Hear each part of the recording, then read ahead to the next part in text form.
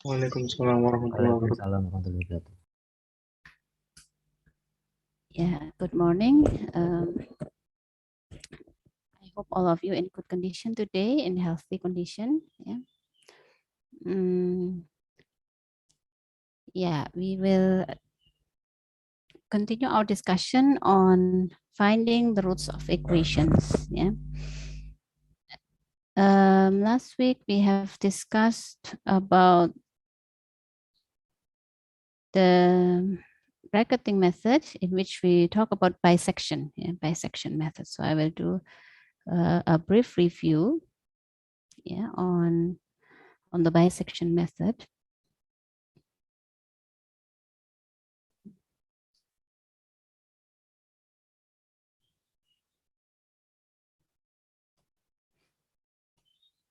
Yeah, so what we have learned last week is that we can find the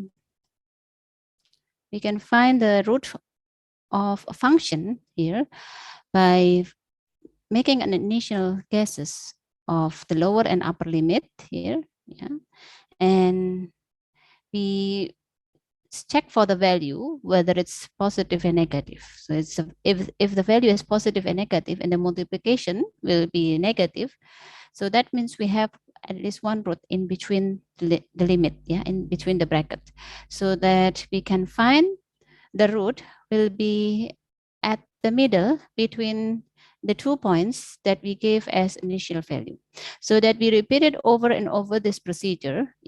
So we will check whether, once we have the root, so then we will check whether the function value of the root is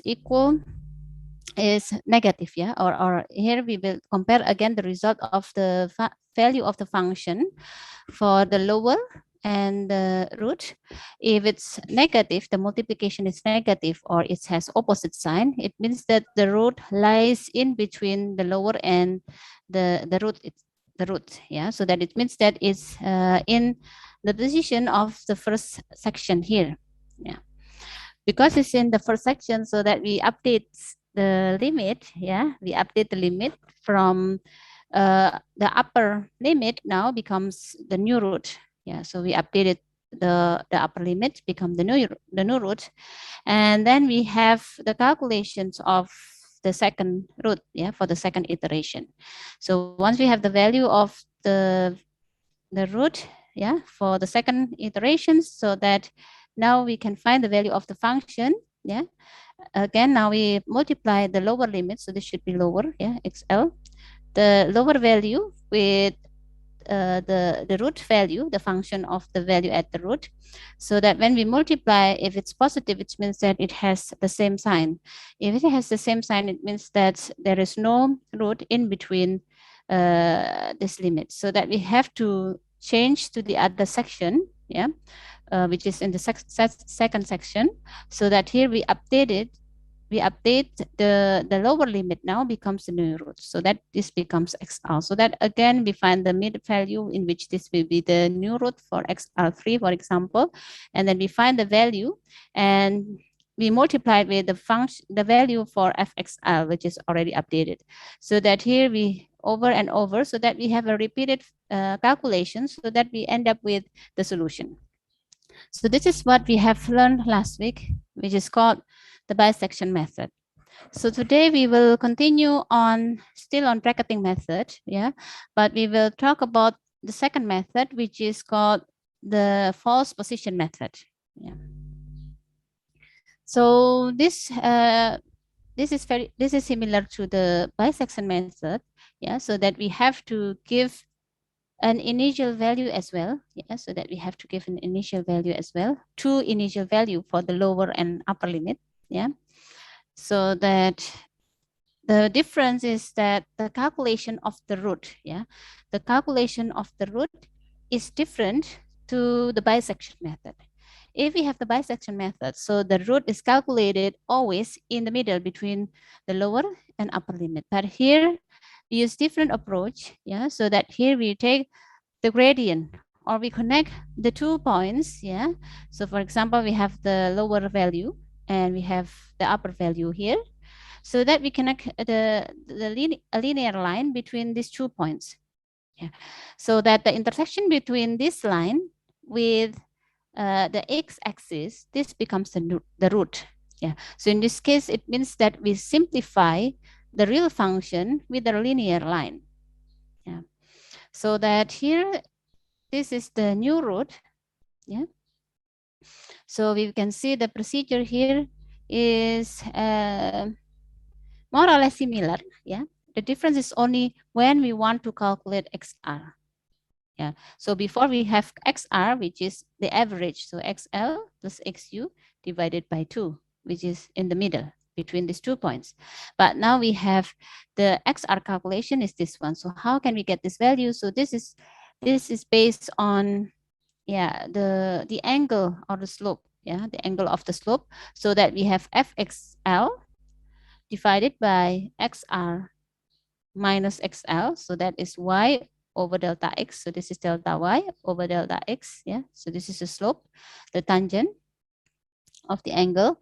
So we have FXL over XR minus XL. And that will be equals to, we have the angle, the same angle at the back side here.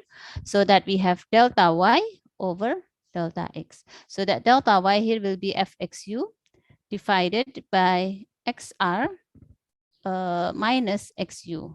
Yeah. So that if we want to calculate the value of XR, yeah, if we want to calculate the value of XR, so that we can move XR to the left side, yeah, we collect together XR, so that we multiply that with XR minus XU and that one with XR minus XL, so that collecting the same terms with in XL, so that we will have XR will be equals to XU minus FXU times XL minus XU over FXL minus FXU. Yeah.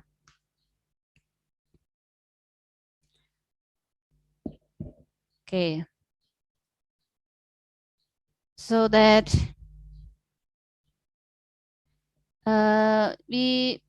the step, we will see the procedure for this method. Yeah. So the first step is to choose 2 initial guesses as the lower and upper limit. Yeah. So that we also have to do checking here.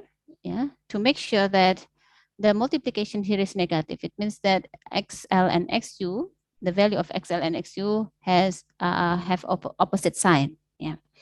So it means that there is a root in between those limits. So that the second step is to estimate the root. So the root calculation will be this one. Yeah. So we use this formula to get the root. And then again, we will subdivide the interval. So it means that now it's not, it is not 2 section with the similar length, but now we have different interval of the subsection here. Yeah. So for the first section, for example, if we have this case, yeah, the first section will be narrower compared to the second section. Yeah.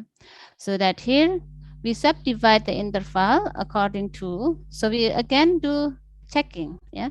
If it FXL times FXR lower than 0, yeah, so it means that the root lies in the lower subinterval. So it means that if this has opposite sign, yeah, for example, this value has opposite sign, so it means that the root is in the first subsection.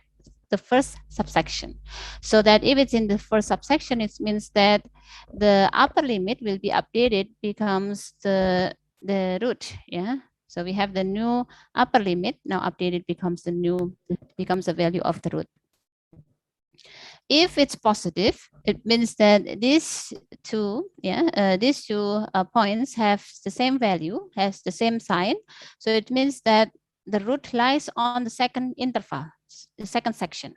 So that because it's on the second section, it means that we have to update the lower limit into the new root. Yeah. So that the lower limit, which is updated. So we see here that if it's lies on the second subinterval, so then we update the lower limit becomes XR. Yeah. And if we have the multiplication is 0, it means that we get the value of fxr here is equal to 0. It means that we already get the value of the root. So then we can directly stop the calculation. Okay, so this is how the illustration of the false position method. So we have these 2 points as the limit so that we connect the linear line here. So here becomes the root, yeah, for the first calculation. And then we find the value of the function at that root. Yeah, if it's not equal to 0, it means that we have to proceed to the second iteration. So that we have that value. Now we do checking here. Yeah. We do the checking here and we check because this value is positive and this one is positive. So that the multiplication will be positive. So that means greater than 0. It means that if it's greater than 0, means that the root lies on the second subsection here. So that because it lies on the second subsection, so that means we have to update this one become XL, yeah, the lower limit. So we updated the lower limit here. Yeah, so this one becomes the lower limit. And then again, we connect for the second iteration, we connect these 2 points with a linear line and then we get the new root. So this is the root for the second iteration. Yeah. Again, we find the value of the root here, and then this is still positive and positive. It means that it still lies on the second subsection. So that here again, we update that becomes XL. So once we have XL here, then we update it again. Yeah, we connect this line and then we get the new root here and so on and so on, so that it will approaching the true value of the root. Okay, so we will see the example here. We still use the same example before, which is the parachutist. Yeah. So we have the analytical solution shown here. Now, the question is, what is the drag coefficient which is needed to reach a velocity of 40 meter per second? Yeah. If the mass is known and the time is 10 seconds and the gravity is 9.8. So last week we've already discussed this one as well. Yeah. For the bisection, and also we have seen that the example using graphical solution. Yeah, so we plot this graph. Yeah, and then we got the result. Yeah, for the value of c, in which this will satisfy the equation. Yeah, it means that this will give the velocity of 40 meter per second at time 10 seconds. So that we will try to reconstruct this equation by moving phi to the right hand side, so that we have on the left hand side becomes 0. So that means we have a new function, yeah, in which this function is written as mg over c times this one minus phi, which is moved to the right hand side. Yeah, and that means now the new function here becomes 0. So if this becomes 0, now becomes the problem of finding the root of the equations. Yeah. Okay, so that we can use the false position method, or this is usually called regula falsi, yeah, or false position, yeah. So now we assume the same value as what we used before in bisection. We take the value as 12 and 16. Yeah. So we have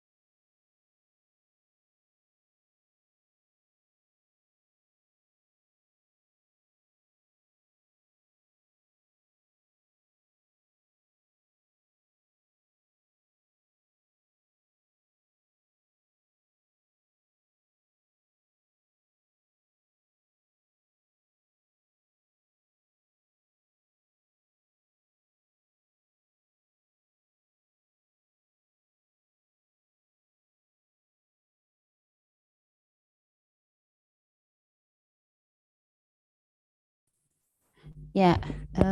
Sorry, it looks like I have been disconnected. Yeah. And every time it's been disconnected, so that I have to restart my computer. So it takes a little bit longer. Yeah.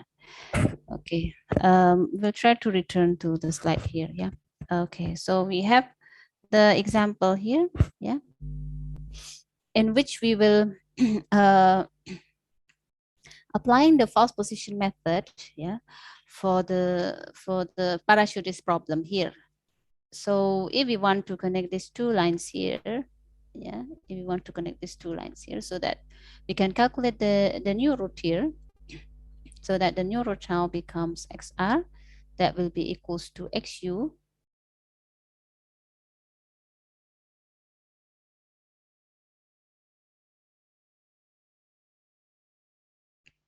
fxl minus uh, fxu. Yeah. Okay. So this is the calculation. So here is calculated using this equation. Yeah. So that if we insert the value of 12 and 16 here, so that we can do the calculation xr, so that will be xu. So the xu value is 16. So that will be 16 minus fxu, which is the value is minus 2.269. This is multiplied by xl, which is 16. 12. Yeah, xl is 12 minus 16. And that is divided by fxl, which is minus 2.269 minus, here we have fx, okay, so that is incorrect. So xl, so that will be 6.067 minus, yeah, minus 2.269. So that will be about 8.2, yeah, 8.2, and that will be 12 minus 16. 12 minus 16 is minus 4, and that will be about minus 8.8. So that will be about 1 point something. Yeah. So that we here we have about 1.3. Yeah. Yeah, about 1.3. So that we have 16 minus 1.3. That will be about 1.1. Yeah, 1.1. So that we have 14.9. So this is the root. Yeah. So calculating using this equation. Okay, so once we have the xr value, so that we insert it into the equation, so that we have the function value, which is negative. So this is positive multiplied by negative, so it means it's negative. So that means the root is lying in the first subsection here. So that now we update the new value of the upper value. So this is becomes xu, the new upper value. Yeah, and the lower value remain the same. Yeah, remains the same. So that now we calculate for the new root using the same equation as before, so that we have xr, the new root is xu, so that will be 14.9113 minus fxu, which is minus 0.2543, and xl, which is 12 minus 14.9113. And this is divided by fxl, which is 6.067, minus the fxu, the new value, which is minus 0.2543. So that we have 14.7942. Okay, so that once we have the new value, so that now we can calculate the approximate error. Yeah. So how to calculate the approximate error? XR latest Yeah, calculation yeah, minus XR before yeah, per XR yeah, before. correct. So XR for the current calculation minus the previous, yeah, calculation divided by current value. Yeah. So that if we want to calculate this one, so that will be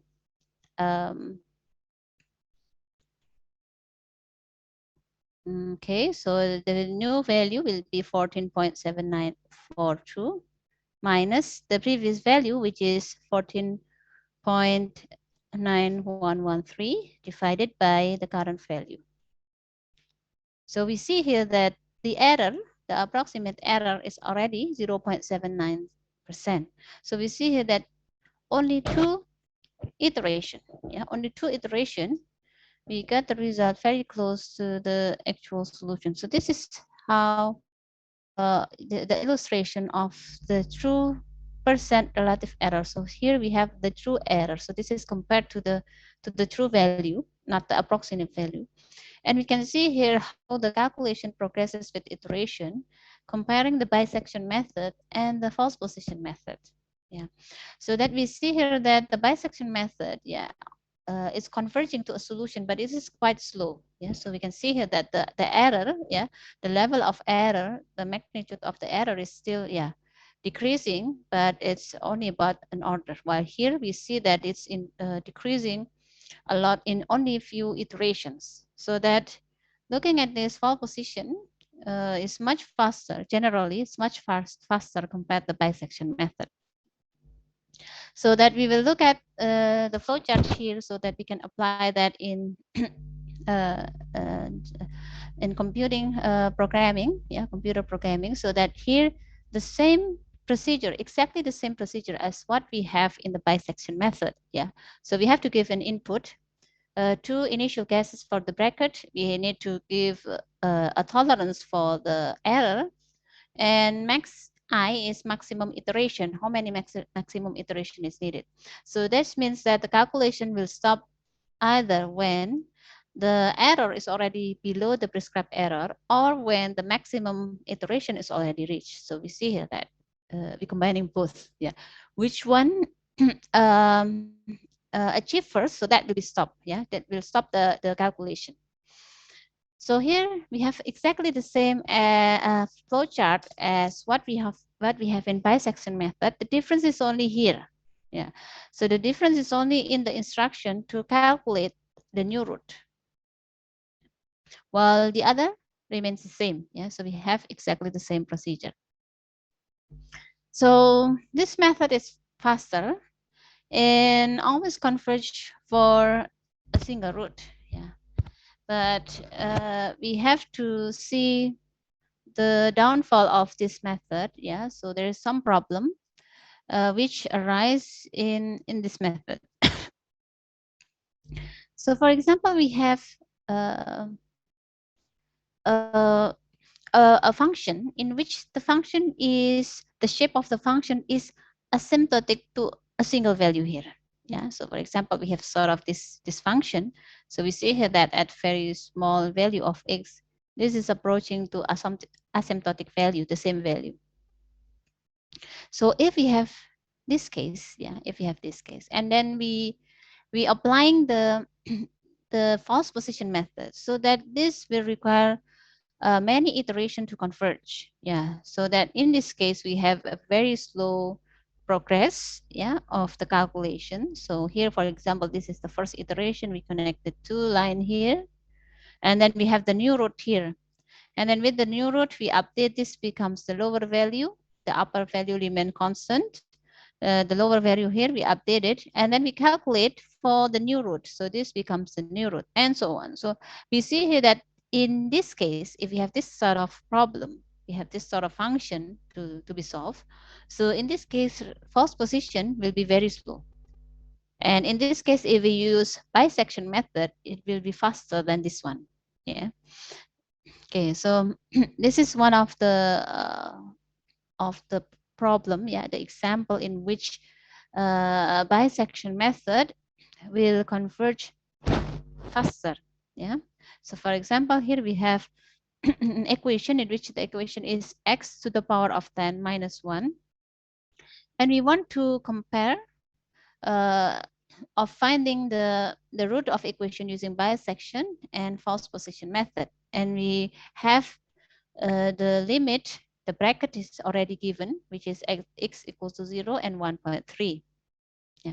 So that we can use this value so that we can calculate xl and xu based on this value. Yeah. So we do checking. Yeah. So actually you have to find the value of fxl and fxu here.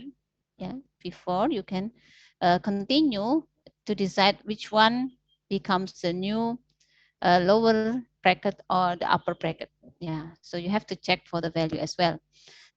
So that if we have x value, xl and xu, so that we can calculate xr value, in which this will be the average, yeah, the point in the middle, so that the point will be 0.65. And then we do checking whether the value of, yeah, so we should add another column here.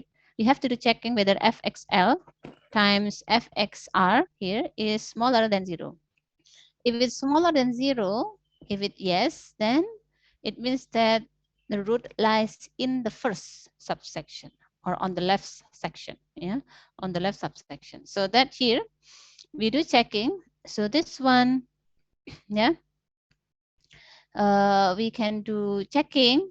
So if this is true, so if the multiplication, for example, is negative, so it means lies on the first subsection. If it's positive, yeah, if it's positive, then it means that it lies on the second subsection. So we can try here. If we insert the value of 0, so that will be minus 1. And if we insert the value of fxu, which is 1.3, so this will be 1.3 to the power of 10. So that will be a positive, yeah, positive something. And that will be, you can, perhaps you can try. And looking at this, yeah, we look here that the second iteration in which the xr value now is used as the lower limit. It means that it lies on the second, in the second subsection. It means that the value of fxu is negative. Sorry, this one is positive. The value of fxr, yeah. So we have to check the value of fxr. So it means that the value of fxr here is negative as well. Yeah, negative. So negative with negative, it will be positive. Yeah, so that is positive. Then it means that it lies on the second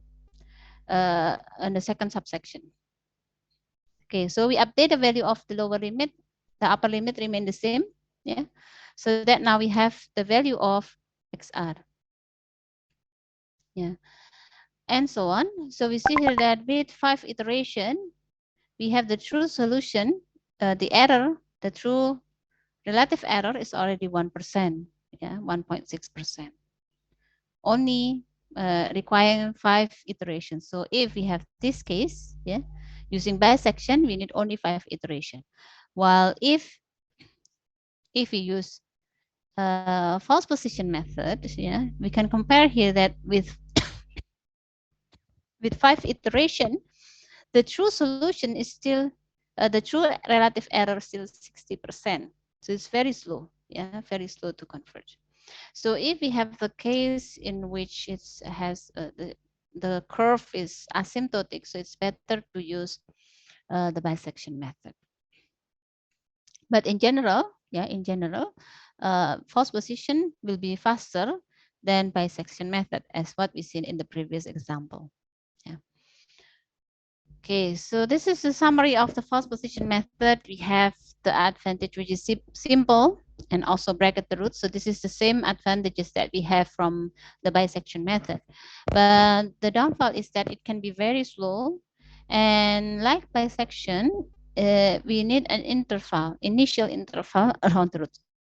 So we have to make sure that we have the bracket, yeah, in which inside the bracket there will be a root. If not, then we have to find for the new value for the bracket. Yeah. Okay, any question?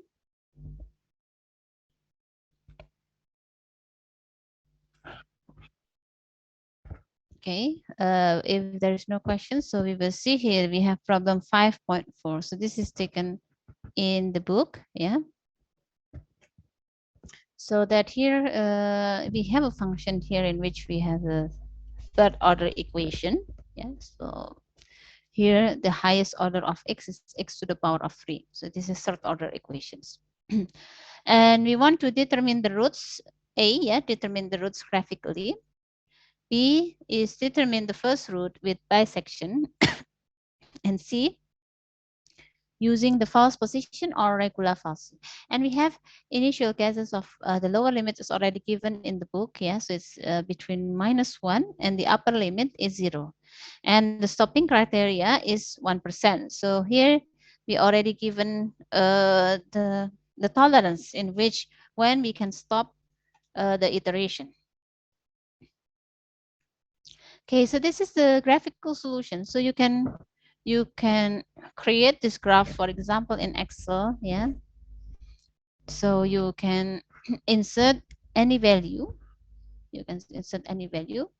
For example, here I made it from -1.5 up to 6, so that when I plot this graph, yeah, we insert this in the equation so that we get the value of the function at those points, so that we can plot the graph here. So this is the graph.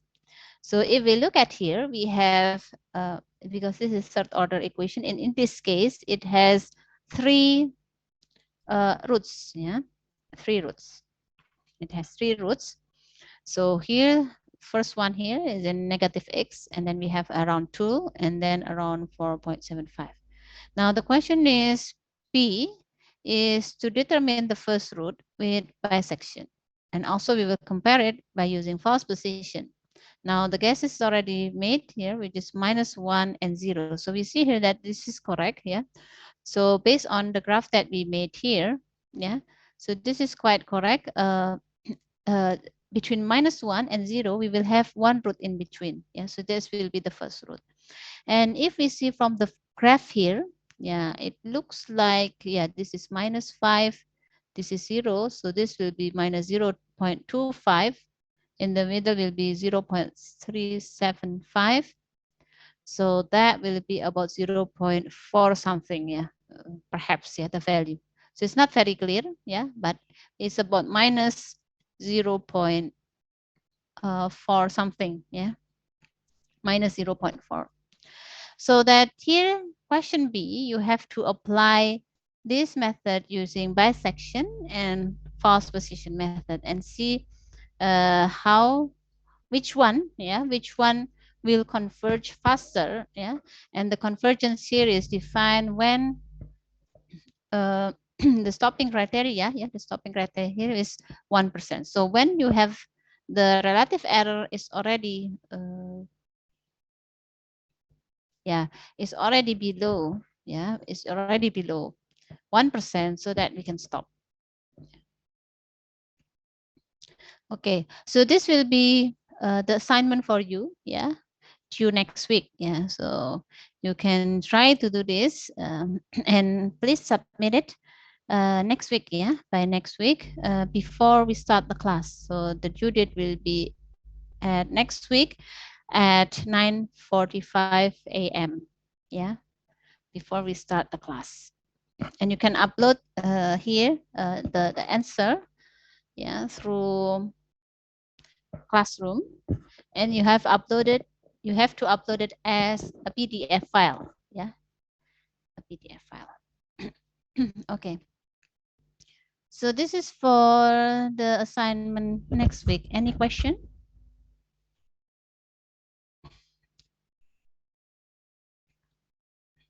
Excuse me, ma'am. Yes, Sulan? We only calculate the root between 0 and -1, right, ma'am? Yes, only one. Yeah, so the one that is required is only one. I think this is not too difficult. Yeah. Oh, okay. Yeah, so this is just a practice, so we can apply this, the procedure that we have. Yeah, it's not difficult. Yeah. Okay, only one root. Ma'am, can Okay. I ask a question, ma'am? Yes, Farhan. How many iteration do we need, ma'am? Now it's not mentioned there, so but what is mentioned in the problem is the stopping criteria. So that in this case we don't use maximum iteration. Yeah, but the stopping criteria here is only the relative error, because we don't have the true error here. So the true error is not defined. So it means that we can assume that is we don't have the true value here. Yeah. So what we can do is calculating the approximate error. So when the approximate error is below 1%. Yeah. Okay. So when it's below 1%, and then we can stop, it means that it's already, the result is already acceptable. Yeah. Okay, ma'am. Thank you, ma'am. Yeah. So it means that the iteration for these two methods, yeah, for these two methods can be different. Yeah. So that is what we want to see. Yeah, which one will converge faster? Yeah, in this case. Okay. Any other question?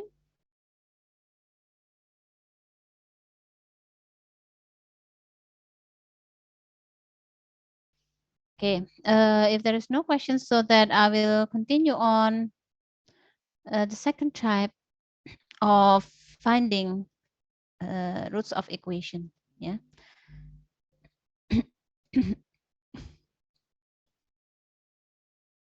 Okay, we still going to discuss about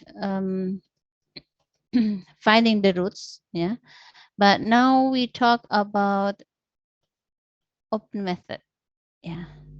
So I will share the new slide here.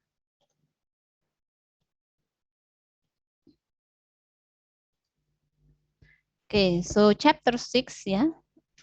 So we're still in the same part, which is finding the root of equation, but now we proceed on chapter 6, which is about the open methods. Now, before when we talk about bracketing, it means that we give a bracket, yeah. We give a bracket, and that the root should lies in between these two brackets. While in open methods, we don't uh, need to provide two initial guesses from the bracket. Yeah, so it means open because it can be anywhere near the initial value that we give. Yeah, so we have 1 point iteration, we have Newton-Raphson iteration, we have secant method and modified secant method, and we will focus on these two. Yeah, on these two methods here, so that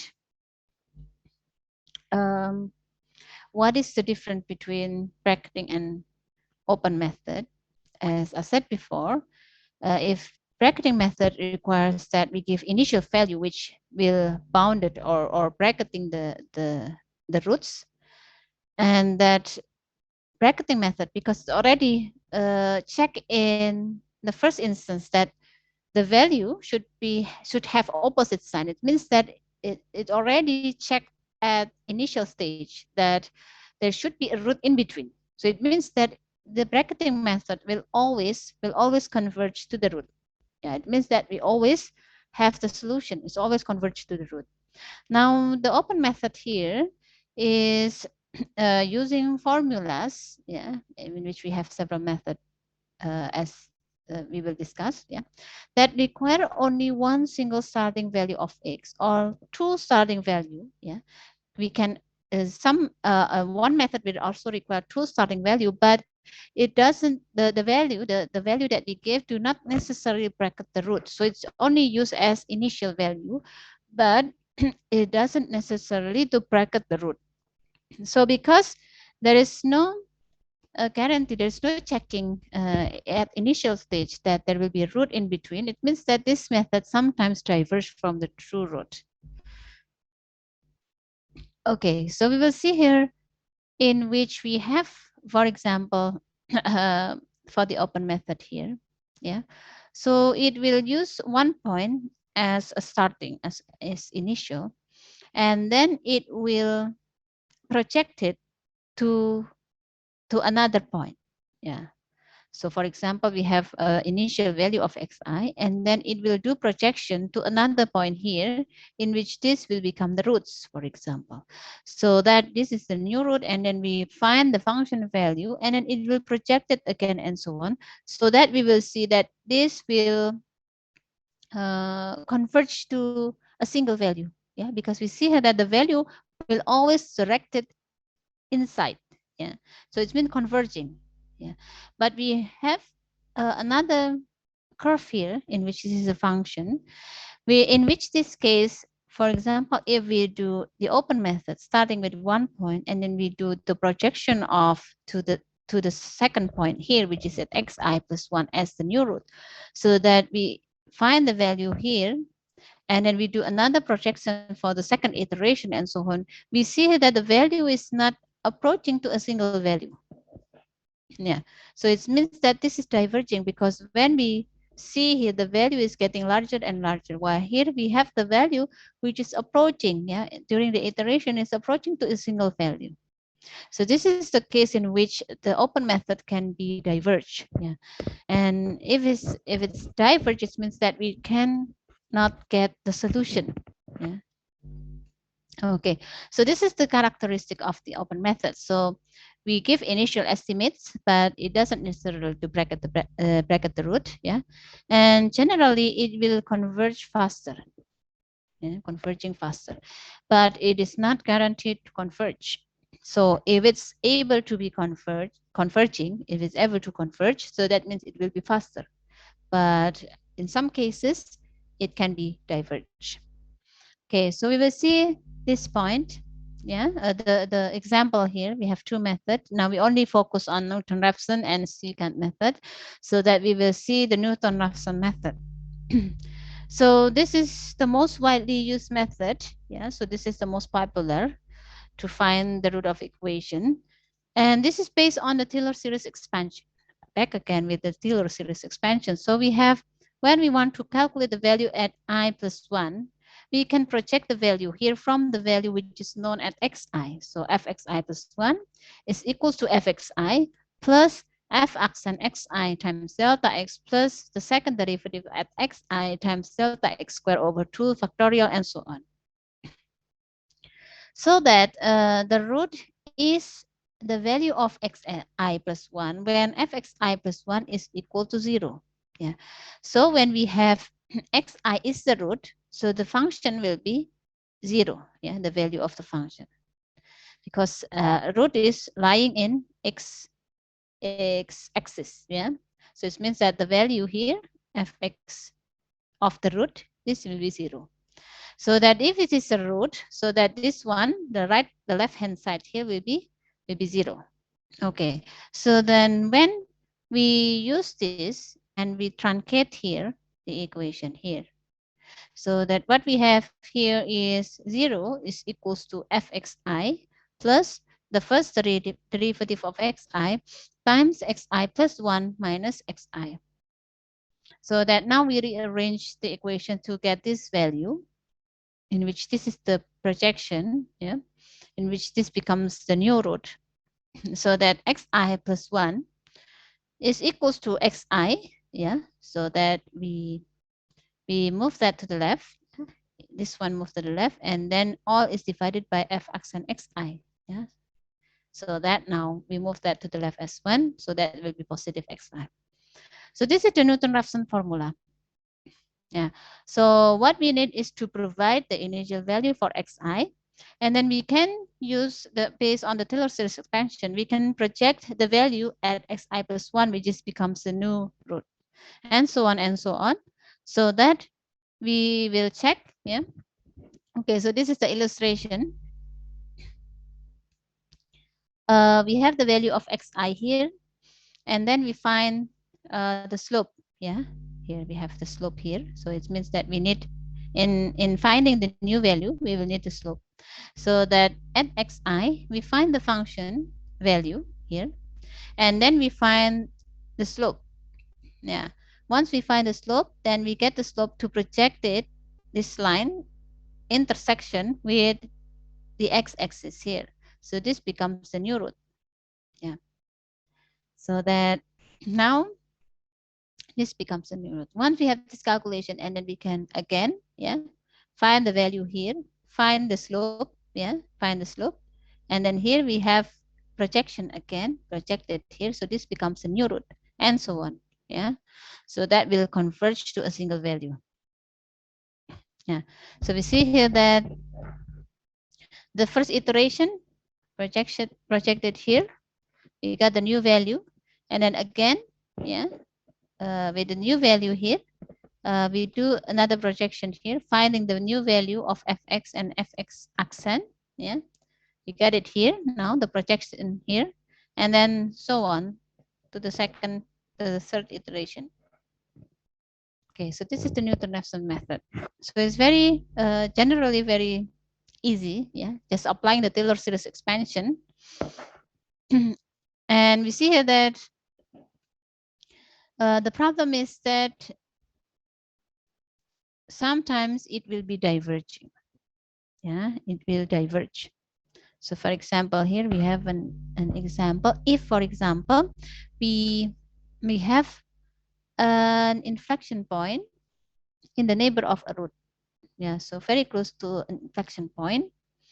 So say we have x0 is here. This is the initial value that we give. And then we project it using Taylor series expansion to a value here, x1. And again, we find the value here. And then we project it again. So as we see here, it is diverging. Yeah, because this is near the inflection point. So then it becomes larger and larger. So we see that the difference here becomes the value is not approaching to a single value. Instead, it's going larger and larger. Yeah. So this is the problem with Newton-Raphson. I'll also say if we have the oscillation, yep, which is close to the minimum or maximum value. Yeah. Say we have we choose a value, yeah, which is a value which is close to the maximum or minimum value. So we choose, for example, here a certain value which is um, not a good initial value. Yeah, so this depends on how good we choose an initial value. So say we choose any initial value, and unfortunately this value is close to the minimum value, so that we see here that is also creating an oscillation in the calculation.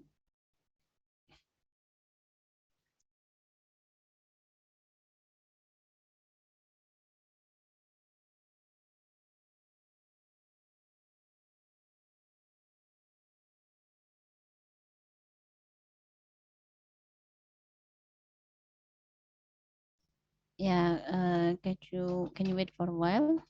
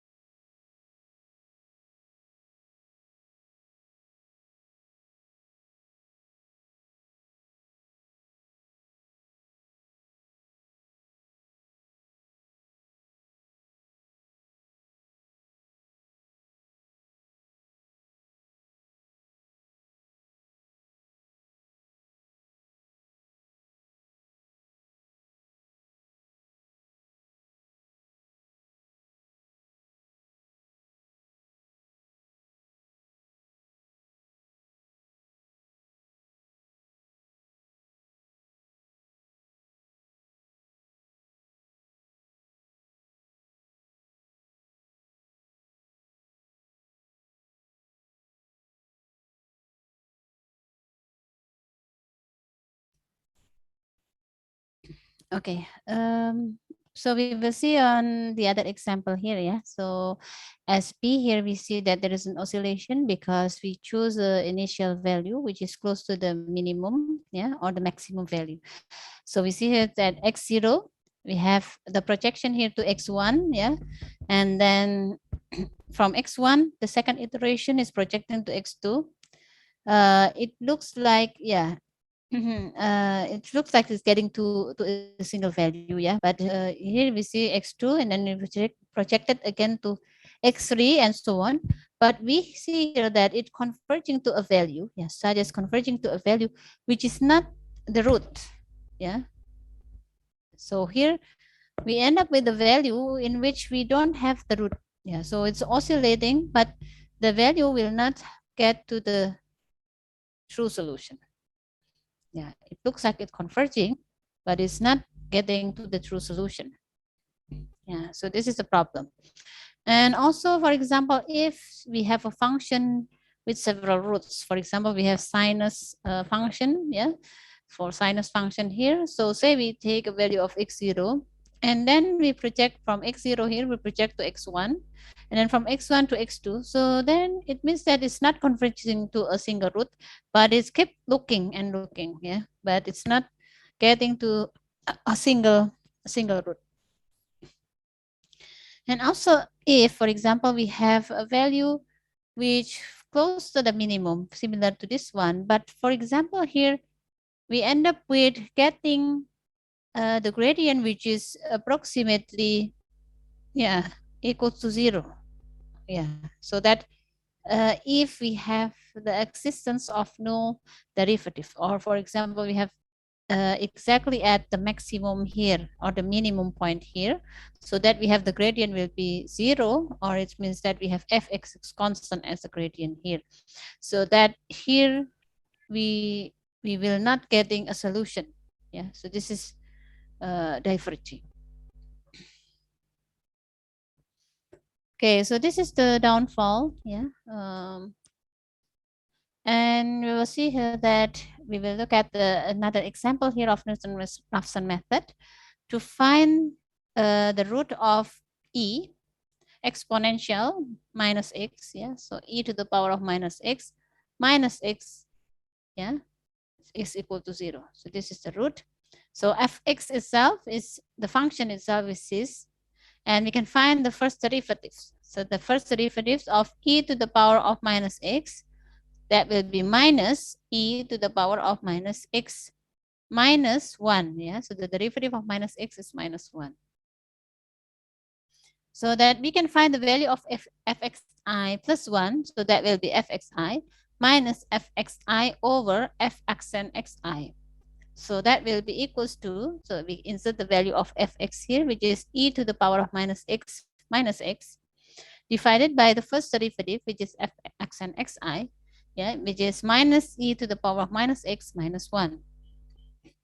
Or we can insert minus here in the in the term here, so that we have positive e to the power of minus x minus x, yeah. So that is go in the bottom here, so that will be positive e to the power of minus x plus 1. Yeah. So that inserting the value here, yeah, so that we have the first iteration. We have the initial value, which is given as 0. So we're starting the calculation from 0 as initial value. And then we proceed to the second iteration. So we just insert this value 0, so that we can find xi plus 1, which is 0.5, and so on. So in this case, we can see that with 4 iteration, we already get the true error is below 10 to the power of minus 8. Yeah. So we see here that it's converge very fast. Yeah.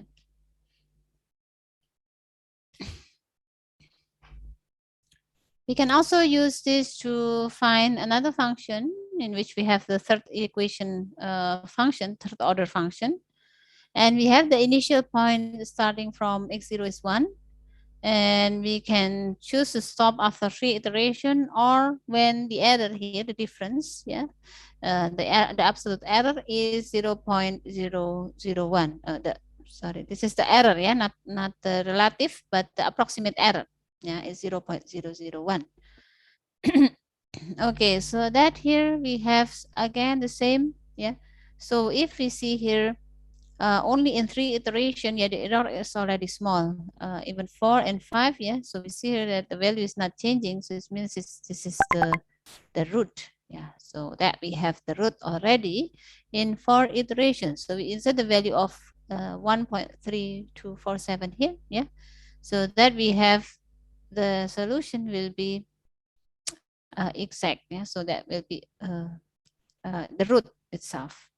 So that means the error is 0. Okay.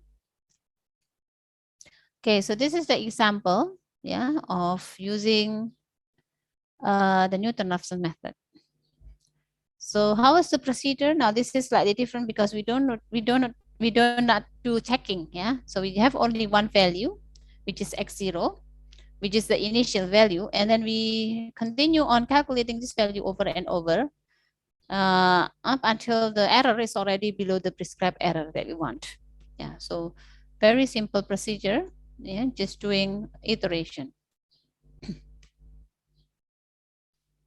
Okay, another example here, we have also three equation of third order equation, yeah, x to the power of 3. And we start from initial value of 4.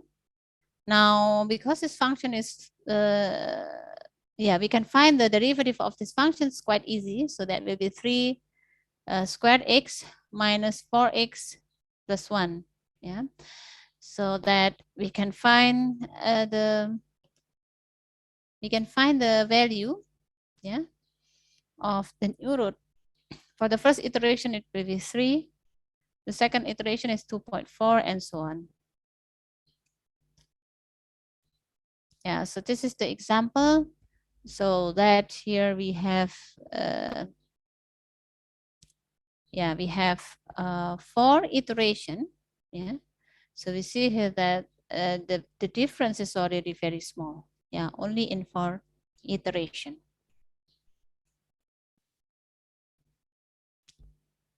Okay, so that what is the error analysis for the Norton-Raphson method? Again, we will see the Taylor series expansion here, and which one that we truncated, so that becomes the error.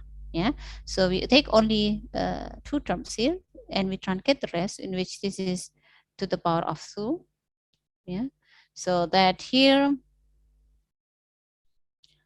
we can divide this equation before with the derivative, so that as a result here, we got that we have the error at the new iteration, at the current iteration, is proportional to the error before. Yeah, so it means that it has quadratic rate of convergence. So it's not linear, but a quadratic rate. So it's converge faster compared to the linear convergence. So that when the gas, yeah, so we can see here that how is the convergence for this method? When the gas is close enough to a simple root of the function, then Newton's method is guaranteed to converge quadratically. It means that the correct digit is nearly doubled at each iteration. Yeah. So this is the number of correct digits. It's nearly doubled at each iteration. Okay, so we can summarize here that this method is fast, yeah, fast convergence, quadratic rate, but the disadvantage is that it may not converge, yeah. So we have a divergence problem. We have seen some example in which if we apply this method to some function before, for example, sinus function, yeah, or for example, we choose an initial value which is close to the maximum or minimum, so that may not converge. And the other disadvantage is that this method requires a derivative. Yeah, so we have seen before that in the calculation we need fx and xi. So it means that we need to find the derivative. Now, the problem is, what if finding the derivative is not easy? Yeah. In the example before, we have all of this equation is quite easy to be solved. Yeah. So that to find the derivative is pretty straightforward. Yeah, we can do it directly. But what if, for example, we have a function which is complex, so that finding the derivative is not easy. So this is the problem when we are using the Newton-Raphson method. Okay, so any questions before I continue? So up to here, we already discussed three methods. Yeah, we already discussed three methods. So two method, which is bisection and false position, which is included in, which is classified as the bracketing method. And here, Newton-Raphson is one of the open method. Ma'am, may I ask question? Yes, Anggito. If the disadvantage is requires a derivative, can we combine two method if we find the derivative first and then we use the Newton-Raphson method, ma'am? Yes. Or Yes. we have to choose one? Thank you. Yeah. Okay. So what if we don't have the derivative? So what if we combine that? Yeah. So this is correct. Yeah. So you have uh what you have thought about, yeah, is correct. Yeah. So that we can combine it, and that becomes a new method. Yeah. And once we combine that, so that becomes a new method. Yeah. So yeah, we can combine that. Yeah. And so that if the problem is finding the derivatives, so that yeah, we can combine that method, yeah, for example, of finding the derivatives using the approach that we have before. And this becomes a new method, which is called the secant method. Yeah. So yeah, perhaps if you have learned this before, so that becomes Anggito method. Yeah. So that is about numerical method. Yeah. So if you find a new formula, for example, you're combining those formula, and then you can put your name on that. Yeah. So yeah, so what you have thought here is already performed. Yeah. So the second method is basically trying to solve that derivative using the approach that we have before. Yeah. So we have the numerical differentiation from the Taylor series expansion, in which we learned that last week. Yeah. So that if we don't have f action explicitly, so that we can approach it, for example, with backward divided difference. Yeah. So it means that we approximate the value of the derivative based on connecting that point with the point before. Yeah. So that means here fx and x will be substituted by fxi minus 1 minus fxi over xi minus 1 minus xi. So that this formula that we have before will be used to substitute fx and x, which is not known in the Newton-Raphson equation. So basically, this is the Newton-Raphson equation. Yeah, as simple as that. Yeah. So that putting it here, yeah, putting it here, so that we have the new calculation for the root. So that now to project xi plus 1 to project the new root, so that will be calculated by the value of xi minus 1, xi minus fxi times xi minus 1 minus xi divided by fxi minus 1 minus fxi. So this is obtained from the derivative here. Yeah. So that means now, in order to get the new root, it means that because we cannot find the derivative, it means that now we use the backward approach. It means now we need the information of xi, and also we need the information of xi minus 1. So this means that now we need two initial guess. Yeah, we need two initial guesses. So we need two values. One value becomes xi, and the other becomes xi minus 1. Yeah. So it means to get the new value, the new root, we need two value. And this is the case in which we need two initial guesses, but it doesn't necessary to bracket the root. Yeah, so these two initial guesses can be anywhere. Yeah, and the root, and it's not necessarily we do checking as what we do in false position or bisection. Yeah, although this also require two initial guesses. Okay, so this is how it works. So say we have two value, any value, yeah, for example here, so that we have xi and xi minus 1. So one value will be taken at xi minus 1 and the other value will be xi. So if you look at this, don't be confused with this one, yeah, because usually we put in x-axis here is usually we put in x-axis here is always I, yeah, and I plus 1, and this one is I minus 1. But in this case, we have xi minus 1 is on the right and xi plus 1 is on the left. This because to this is I here is not in x direction, but this is I here is in the terms of iteration. Yeah, iteration. So that is not dealing with the position in the x-axis, but this I value is relates to the iteration. So that it can be anywhere, yeah, the value of xi minus 1 and xi, yeah. So it's not necessarily always from xi minus 1 to xi plus 1 like that one, yeah. So say we have 2 points here, yeah, 2 initial guesses. So these 2 initial guesses will be connected, yeah, with a line. So this line will be the slope. Yeah, when we connect these 2 points, this will be the slope, and then we project it to the x-axis. So this becomes the new root.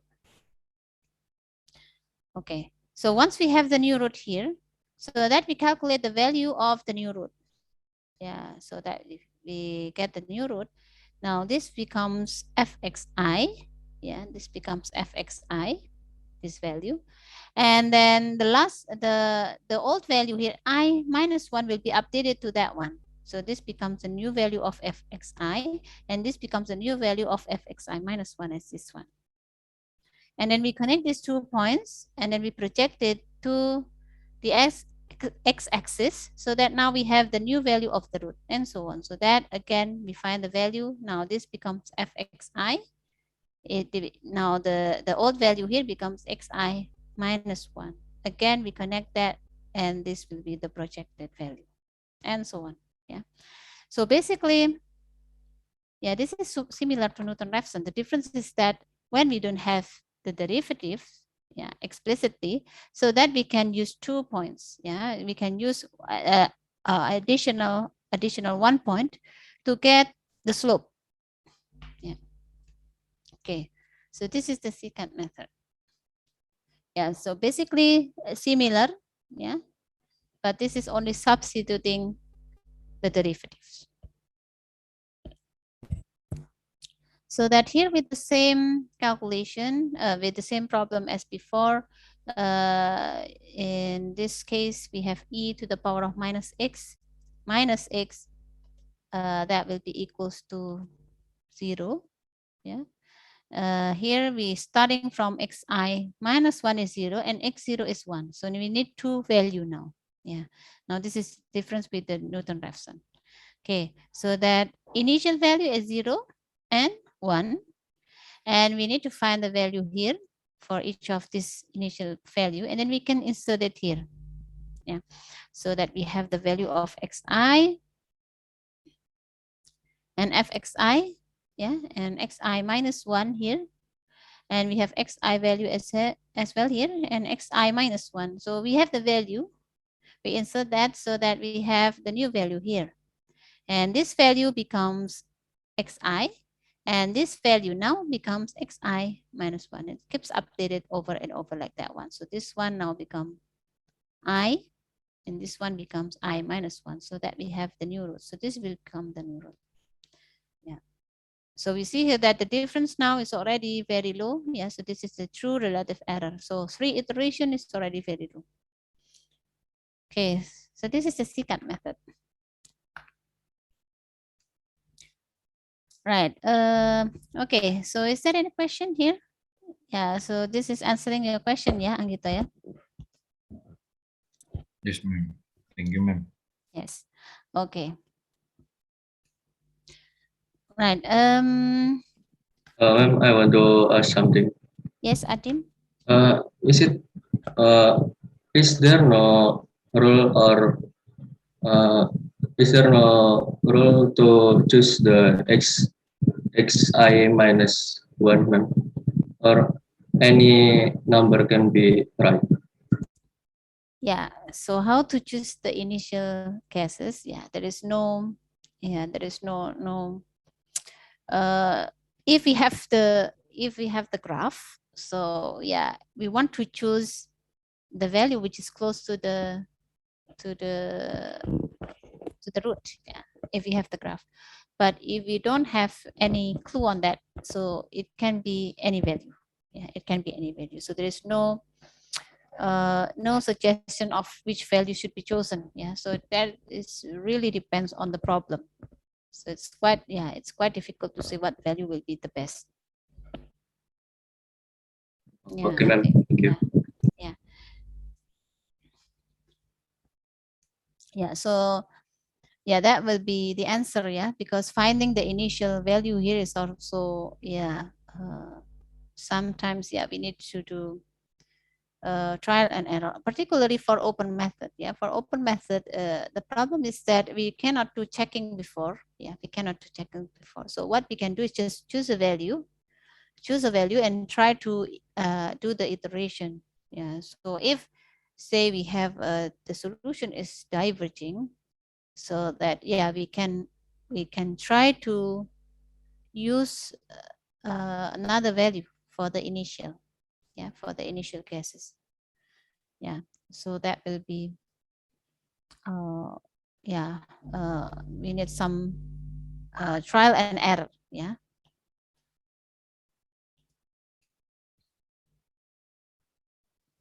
Okay, so that here we have another example in which we have the sixth order equation. So x to the power of 6 minus x minus 1.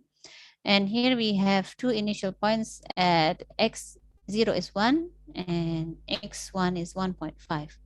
So then we just insert the value here. Yeah, finding the function, insert it here to find the function for these 2 points. And once we have the value, we can insert it here. Yeah.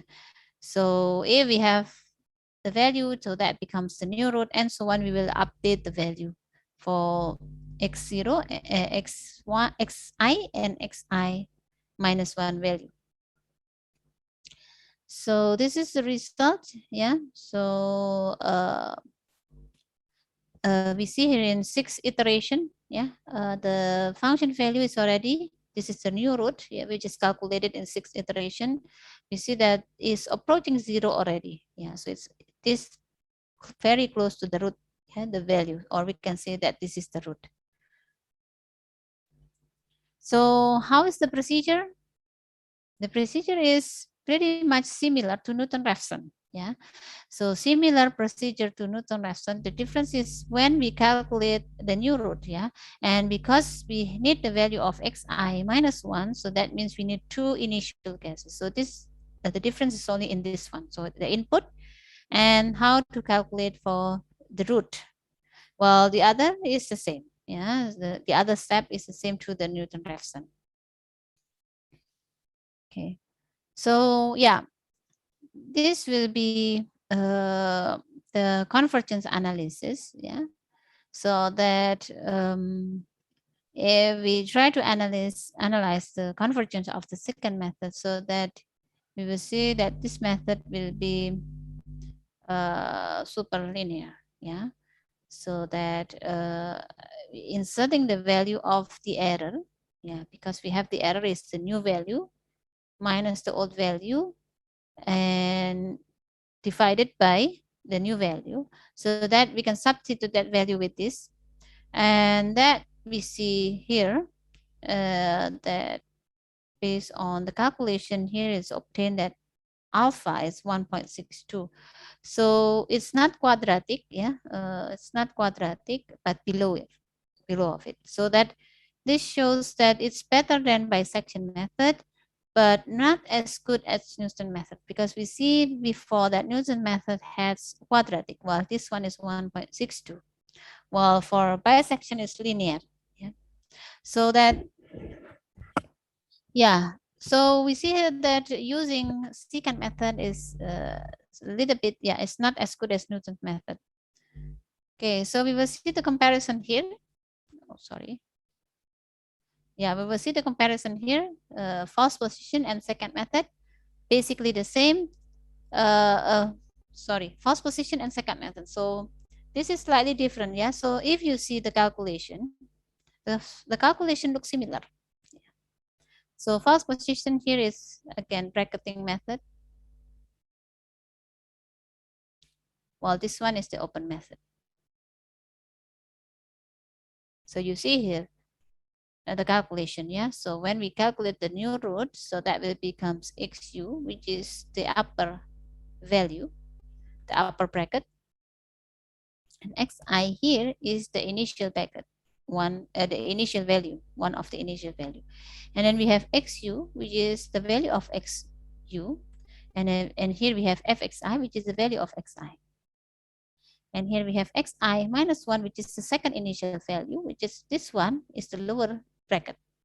And then we have xi, which is xu, xl, which is the lower value, and this one is I minus 1, and fxu is fxi. So you see here that this is similar. Yeah. So if we have 2 points, so that how to calculate the root will be similar. But yeah, but we see here that because the step is different, so that the procedure is actually different. Yeah. So same formula but different procedure. Yeah.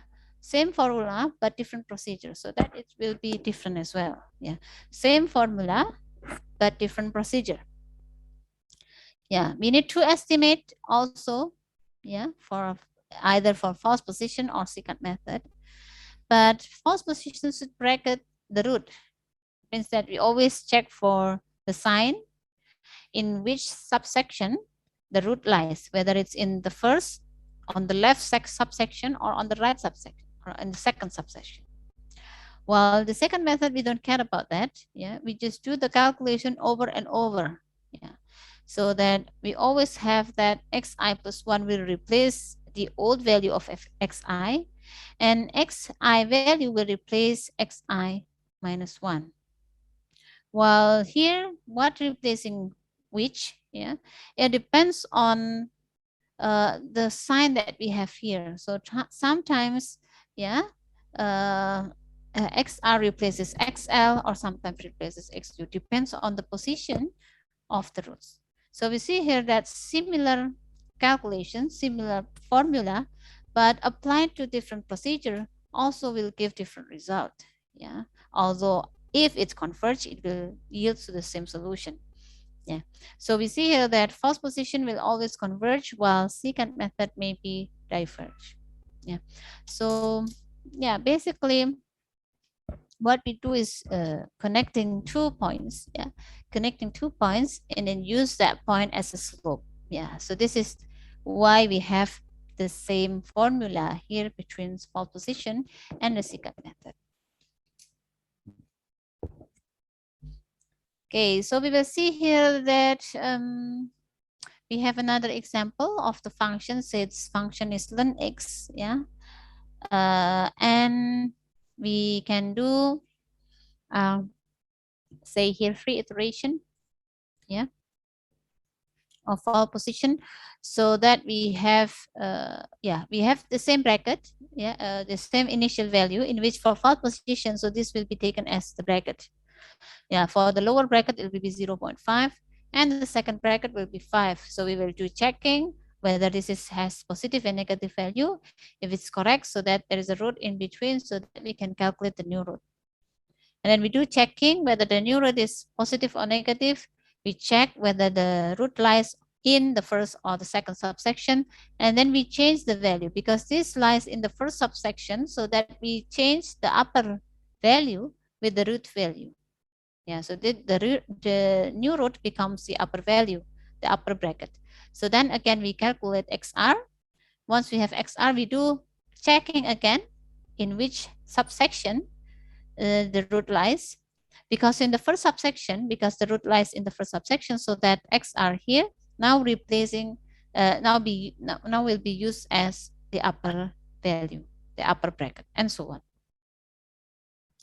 Well, for the second method, we don't care about the brackets, so that we use the same value, two initial gases here, yeah, and then we directly use this value to calculate the new root here.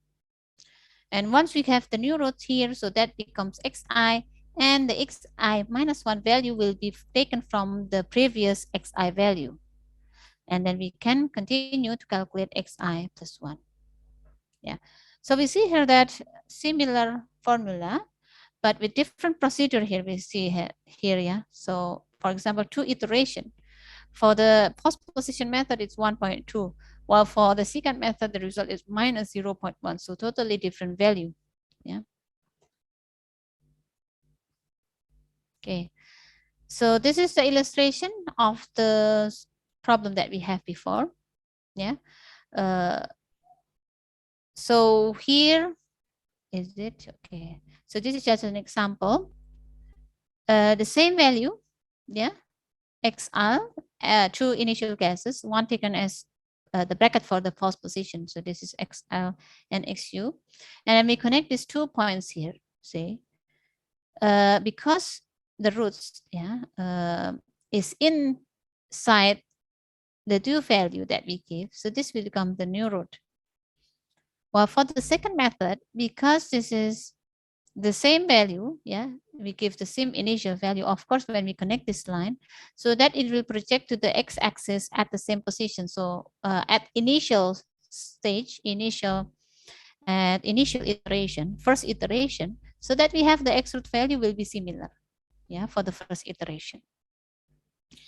But then for the second iteration, yeah, for the second iteration, we see here that now the xr value here is found, yeah, which is fxi, and then it will always update the value, yeah, from xi value becomes xi minus 1, and fxr becomes fx, the new fxi. So that it means that it will connect this point here and project it to the x-axis. So this becomes the new root. While for false position method, we see here that it will check, yeah, whether it's inside in the first or in the second, because this is in first. So that means the root lies in between. So we connect these 2 points here. Yeah. So yeah, in this case, we see that, yeah, in this case, we see that false position might be faster, yeah, than the second method. But usually, yeah, the second method will be quicker, yeah, will be faster than the false position. Okay, so this is the comparison for the true relative error for determining the root of e to the power of minus x. Yeah. So we see here that how the error decrease with the number of iteration. We see bisection is the slowest one to converge. And then we have false position. And then we have the second method, in which this is in between false position and the Newton-Raphson. And of course, the Newton-Raphson here is the fastest. Yeah. Okay, so this is the comparison of 4 methods that we have discussed.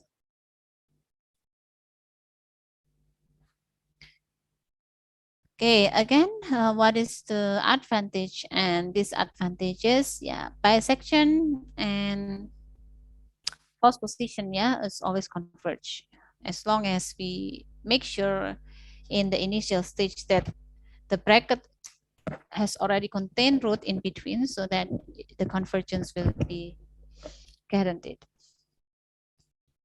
Okay. Okay, so I think that will be the summary for the fourth method.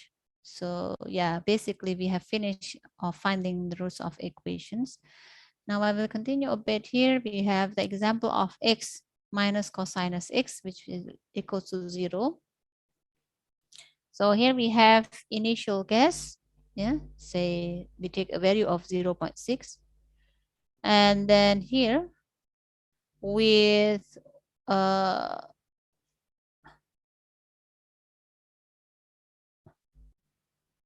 the iteration progresses. Yeah, when we do the second iteration, we have, what method is this?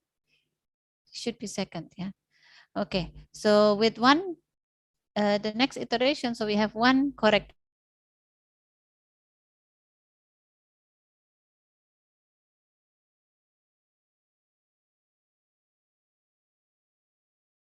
third iteration, we have 10 correct digit and so on.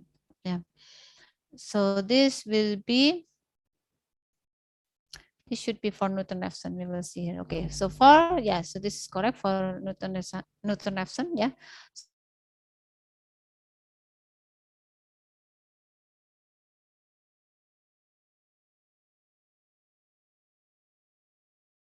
Compare here. If we are using the Newton-Raphson, so that we have four, we need only 4 iteration with initial value taken at 0.8. Now, if we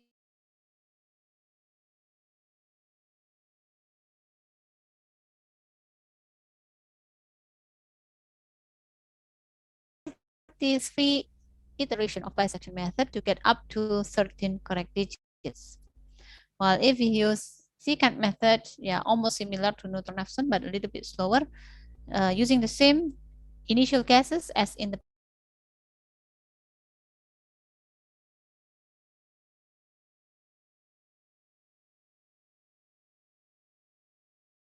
be more of benefit, yeah, because it's faster compared to the uh, to the to the bracketing method. Okay, any question before we continue?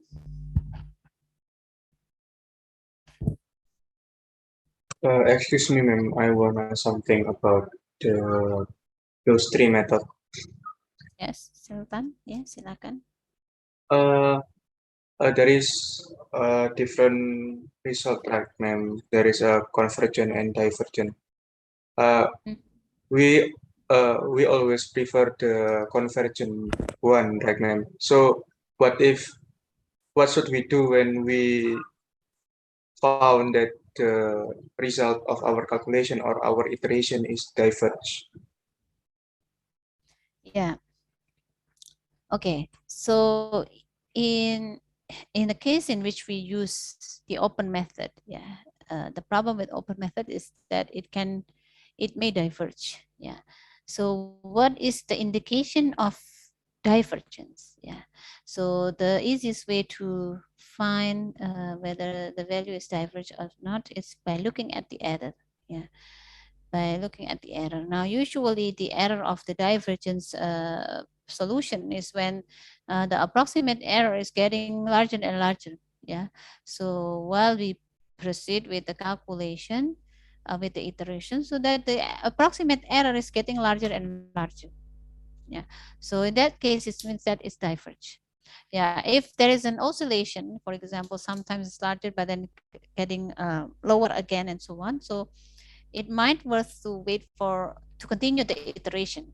But for example, if we see that the error is keep going larger and larger, and usually the value is not usually then the value becomes very unlogical. Yeah, it means that the value will becomes very large or very small, for example. Yeah, usually becomes very large, which is not logical. So that means the solution is diverge. Yeah.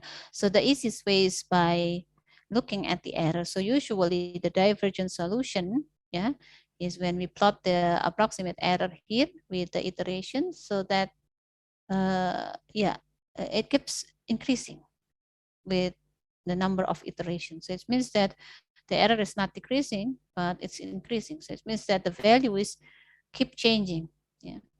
So that uh, it's not getting to a single solution. So if we have this sort of problem, so how to do that? Yeah, first is to change the initial value. Yeah, so if we have the divergent solution, so that we can try on finding different initial value. Yeah, try to change initial value. And then if we already changed the initial value, yeah, and we still have problem with that, yeah, we can try several initial value, then we can try other method. Yeah. So that perhaps this method is not suitable. Yeah, it's not suitable because we have seen before some method that can be troublesome. Yeah, by using the open method. So that, yeah, we can choose bracketing method. Yeah, let's try to switch to another method. Okay, so that will be the suggestion. Okay, ma'am. Thank you very much, ma'am. Okay, any other question?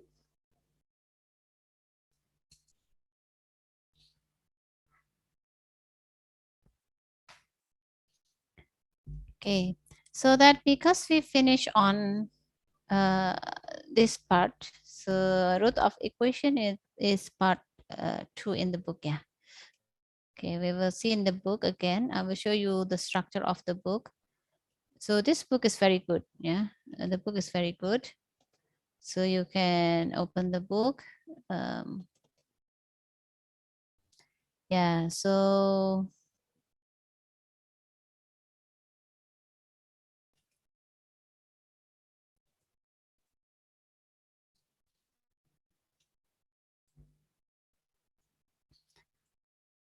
yeah, problem 8.4 here is taken from the book. So I will share.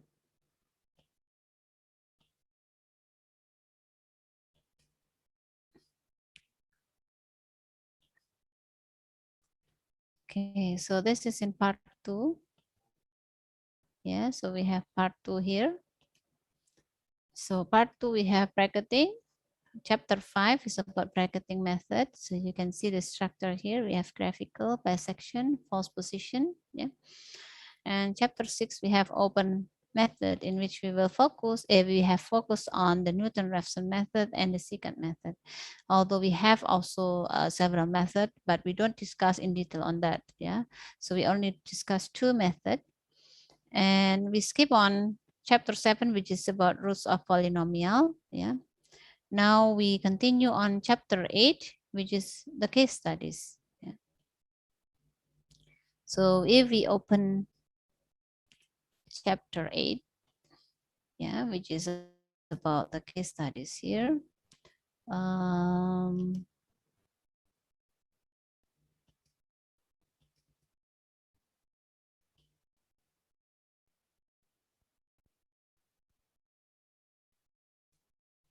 yeah, so we will see here that, yeah, we have, can you wait for a while?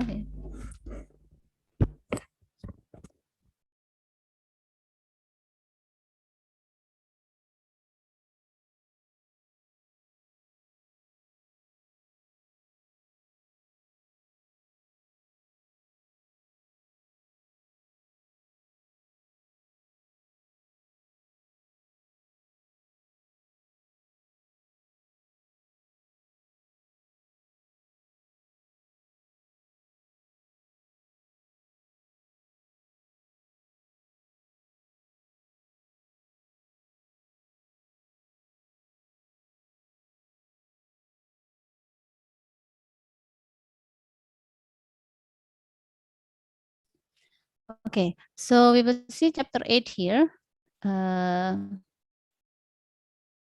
Okay, we have case studies, roots of equation. Yeah, so we have a subsection 8.1 here, which is about the problem in chemical or bioengineering. Yeah, so this is in chemical. You can see the example here. So this is relates to chemical, and also we have the problem relates to civil or environmental engineering. And we have the problem relates to electrical engineering in subsection 8.3. And also we have a problem which relates to mechanical or aerospace engineering here, which is the pipe friction. Yeah. So I think we have learned in fluid mechanics before, yeah, in which if we have a flow inside a pipe, yeah, in the pipeline, so that there will be friction, yeah, or major losses, which is dealing with the friction. And the major losses in the pipe will depends on the friction factor. And what we have learned before, that friction factor can be found from the Moody diagram. Yeah, but we can also use equations, yeah, to find this friction factor. So in the case of we want to calculate using computer, it's not possible for the computer to find it from the Moody diagram. So what we can do is that we can insert these equations, yeah, which is called, actually we have many equations for finding the friction factor. So this is uh, we use Colebrook equations. So actually we have Swamy chains and so on. Yeah, in this case, we will use the Colebrook equations to find for the friction factor for a turbulent flow. Yeah, and this is the equation that we have. Yeah, for the Colebrook. So you can see here the formula is 0 is equals 1 over the square root of f plus 2 times log E, epsilon, which is the surface roughness, over 3.7 d plus 2.51 over Reynolds number times the square root of f. Now, perhaps you have seen this in fluid mechanics before, but we did not discuss how to get the value by that time. Yeah, you just see this equation. So how to get this value here? We can use the numerical approach. Yeah, we can use the numerical approach. So say we have the Reynolds number here, which is defined as rho phi times the diameter over the viscosity, the absolute viscosity. So that here, yeah, this equation, yeah, this equation will be will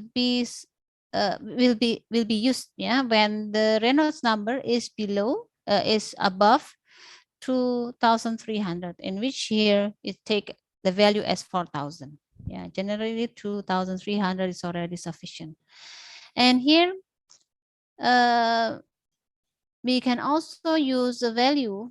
Okay, so this is also including the Swamy-Jain equation. Yeah, we can also find it from the Swamy-Jain equation to find the friction factor. Yeah, so that here, say we have a problem in which we have the density, the absolute viscosity, the diameter, and the velocity, and also the surface roughness of the pipe, so that we can calculate the Reynolds number. Yeah, so this is using Swamy-Jain equation. So this is different equation. Yeah, so here we have two equation. The first one is the Colebrook equation. The second one is the Swamy-Jain. The second one is the Swamy-Jain equation. Yeah, here. So that when we calculate the Reynolds number, and we can see here that it's above 2,300 or is above 4,000 here, as written in the book. Yeah, so this is included as turbulent flow, so that we can find the value of the friction factor based on the Colebrook equation here. So that when we see here the Colebrook equations, so that here that will be 0. Yeah, so Colebrook here is 0, so that 0 is equal to a function here, in which the function is written as g, a function g. Yeah, as a function of f, which is f here is the friction factor. So that because we can insert the value here, so I will make that smaller so that we can see on the top. Yeah, so we see here that Colebrook equation, we have epsilon. So epsilon is the surface roughness, so we can insert the value. The diameter is also already known. The Reynolds number, we have calculated that. And now the problem is how to find the F value. Yeah, so how to find the F value. Yeah, so this is included as finding the root, yeah, because we see here on the left we have equals to 0. So this is finding the root. So before we take initial value for the root, yeah, what is the value of the initial value for the root? So here, because we don't have any guidance on that, so it's advisable to plot the function to estimate the initial guesses. Yeah, so this is to avoid divergence. Yeah, so this relates to your question before, so that we can draw it in here, so that we insert a value from, for example, from 0, 0.01 up to 0.08, so that we can plot the value of f there, gf, yeah, so we can find the value of that. So then based on this graph, we know that the root will be here. Yeah, the root will be here. So this is the root. So that we already know the root is here, so that now we can take initial guess. Yeah, initial guess. So here, the initial guess was taken, which one?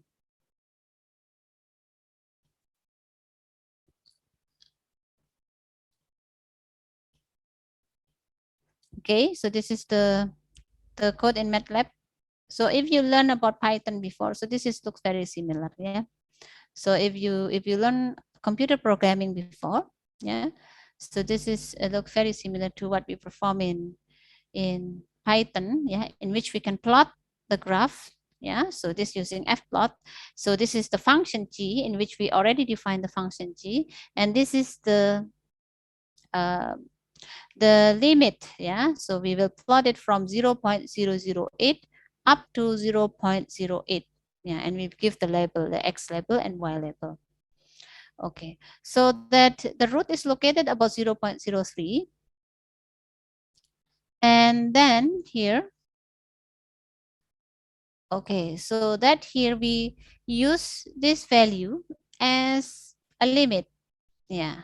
So this will be the initial guess. So this is already supplied. Yeah. Okay. So XL value is 0.008 and XU is 0.08. Okay. So that with doing the bisection, yeah, bisection, so that here will give 22 iteration, yeah, in which still this will give a value of 0.0289, which is close to our approximation in the graph, which is about 0.03. Yeah, so bisection we see here using bisection is 22 iteration. Yeah, and then false position, so false position here is 26. Yeah, so we see here that in this case, bisection is better than false position a bit. Yeah, so that we see here that is require quite a lot of iterations. So that here is tested again with Newton-Raphson. Yeah, so Newton-Raphson, with this one is 0.08. Yeah, so this, the lower value is 0.08. Is taken as initial value, so that here only requires 6 iteration. Yeah, Newton-Raphson only requires 6 iteration. But we see here that when the initial guess is set at the upper end of the range, yeah, so if it's set on the upper, so this is when we use, this is when we use x0 is equals to the lower value, which is 0.008. But if we choose x0 is the upper limit, which is 0.08, so that becomes diverge. Yeah. Okay, so we see here in the explanation that when we use Newton-Raphson with the upper value, so that becomes diverge. Yeah, so we see here that, oh, sorry. So we have a note here that By inspecting figure 8.5, this occurs because the function slope at initial guess causes the first iteration to jump to a negative value. So that this means that convergence only occurs when the initial value is below 0.06. So we will again return to the here to the value here. So what is the cost if we choose this one? Yeah, because if we choose this value, yeah, if we choose this value as the initial, so that this will creates, how to draw that? Yeah, the slope there. Yeah, so this will be the slope. So that the slope will be to the negative value. Yeah, so this is not the correct slope. Yeah, so this will be causing a negative value. Yeah, but if it's 0.6, so that it will be positive. Yeah, so that is the explanation. So that when we have this value is close to asymptotic value, yeah, close to asymptotic value, so that will cause problems. Yeah, so it will be diverge. Okay, so that is the reason. So that the convergence only occur when we choose initial value up to 0.06. So when we choose up to that one, so we can choose any value, but up to this, yeah. And also this cannot be, yeah, yeah. Also when it's approaching like that, yeah, if we take the value too small here, it also causes problem. So that, yeah, here the convergence is said to occur when it's below 0.06. Yeah, so relates to divergence. Yeah, if we have the calculation diverge, so it means that we have to change the initial value. Yeah, usually that helps, but again, choosing the initial value may not be easy, and therefore, yeah, sometimes we need to draw the curve. Yeah, to draw the graph such as done in this case. Yeah. Okay, so this is a little note here regarding to the selection, yeah, or how we make an initial guess. Yeah, so the effect of the chosen initial guess is very much determining how the calculation progress. Yeah, whether it can be converge. If it's able to converge, yeah, then it will be converging very fast. But if diverge, then we have to repeat the calculation with other initial value.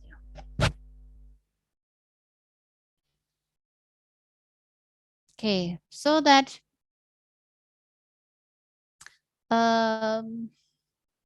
yeah, because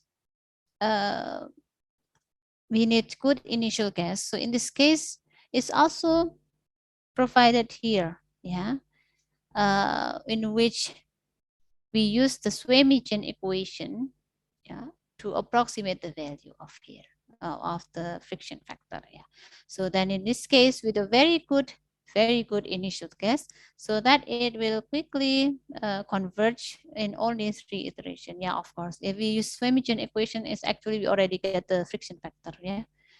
Okay, so this is just a comparison, yeah, of how, yeah, how is the effect of choosing the good initial guess for the calculation to converge. Okay, so I think that will be the explanation for this problem. Yeah.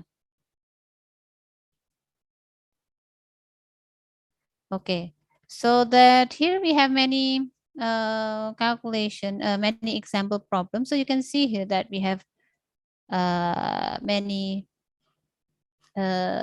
problems. So that, which one is that? Okay, sorry. We will see the example on mechanical engineering. Yeah. So say here we have, we can use also the problem in civil engineering because it's quite similar. For example, here we have 18.18 in which we have figure 8.18a shows a uniform beam subject to a linearly increasing distributed load. The equation for resulting elastic curve is this one. So this y value here is the deflection. Yeah. Y value here is the deflection. And here is required to use bisection. Yeah, it is required to use bisection to determine the point of maximum deflection. So if we want to find the maximum deflection, so that will be maximum point will be when dy over dx is equals to 0, or the gradient, the first derivative is equal to 0. So that will be the maximum point. So once we have the maximum point of x in which dy dx is 0, so then we can insert the x value here. So that will be the point in which the gradient that will be the point in which this will be the maximum deflection. So then we can find the y value by inserting the value of x here. Yeah. Then substitute this value into equation 8.18.1 to determine the value of maximum deflection. Yeah. So then we need to find this one. Now use the following parameter values in your computation. So we have L value, which is the length, and we have E value, modulus of elasticity. Yeah. Is it? Yeah. Yeah, and then we have I value, and we have a W. W is the load distribution. I, inertia. Yeah. Okay. So that if we have this value, we can substitute it here. So we have this as constant because we have this value already as constant. So this will be constant. And this is the equation. Now the question is, where's the position of the maximum deflection? So we can see here figure 8.18a. Yeah, which one is that? 8.18. Yeah, so this is the figure, which is 8.18. Yeah, here. So here we have a beam in which this is supported. Yeah, this is supported, and this one is hing. Yeah, and then we have a distributed load, which is not uniform but increased linearly here. And then we want to find the maximum deflection here. So the deflection will be like this one. So that we want to find the location of the maximum deflection. So if we look at this figure, it will be around here. Yeah, so this will be the position of x in which this will be the maximum deflection. So y here will be the maximum deflection. And the question is, what is this position and what is the y value, the deflection? Yeah, so that we need to solve this using bisection method. Yeah. So this is just one example. And also we can see other example in, yeah, you see here we have a load distribution as well to find the moment, to find, yeah, the forces as well. Yeah. And also we have problems in mechanical engineering. Yeah. So you can see that there is a many problems that relates to our case here. So for example, we have pipeline system in which we have branch pipe. Yeah. Also we have this one. Yeah. Also pipeline system. We can have problems related to thermodynamics, for example, as this one. Yeah. So all of these cases is taken from the real problem in mechanical engineering, and then this requires the solution to be obtained from numerical methods because it's quite difficult to obtain it analytically. So you can read on that, yeah, on the book. You can also try to work on the example there. Okay, so that will be for today. Any questions before I close this class? Excuse me, ma'am. I want to ask about the latest question. The latest question that determine the maximum deflection. Yes. Uh, on that problem, we use the bisection method, right? Yes. Uh, and what happened when we try to solve it with another method? Because I don't have uh, any previews about how to calculate about the with the another method.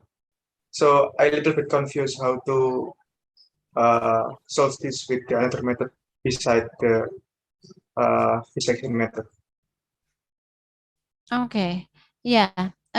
In this case, it is required to use the bisection method. Yeah, but of course we can use other method. But we should be careful. Yeah, when we're using open method, is that we have to choose a good initial value. Yeah, we have to choose a good initial value. So in this case, actually we can use the Newton-Raphson. Yeah, because we have the equation, and this equation is not very difficult to get the derivatives. Yeah, so if we look at here,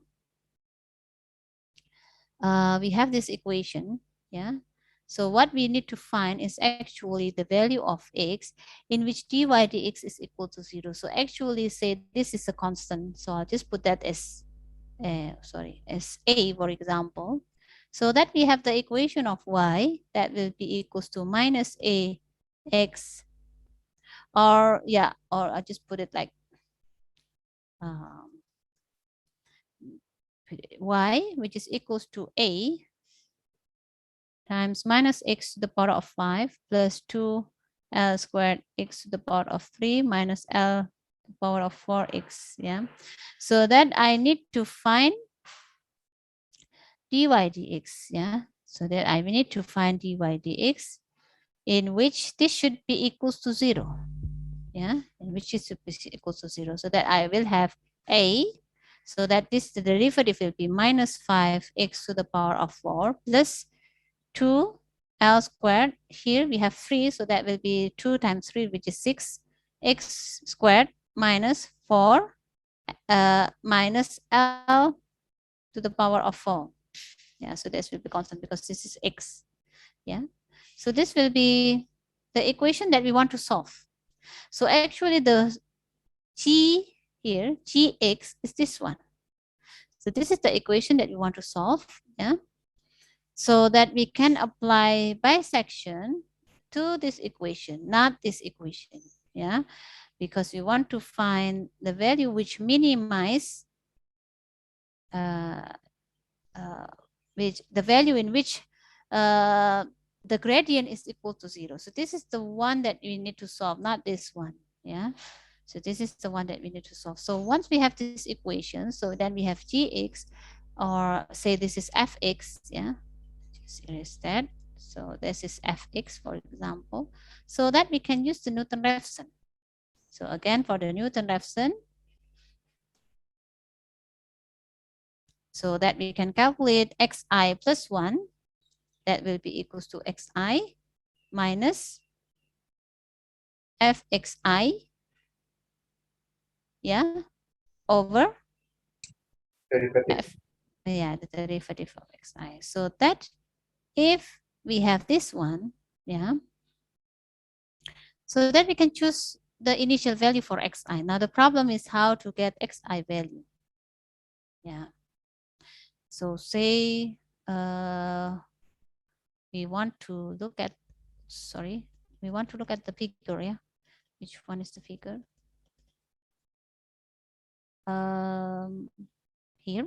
Yeah, so say, yeah, we need to do some testing on that. Yeah, so that we can find, for example, the value say close to 0.5. Yeah, you can try with 0.5, for example. So this is very yeah, nearly close to 0.5, or the half. Yeah, or you can say that l divided by 2, or half of l, for example. We can use that as an initial value.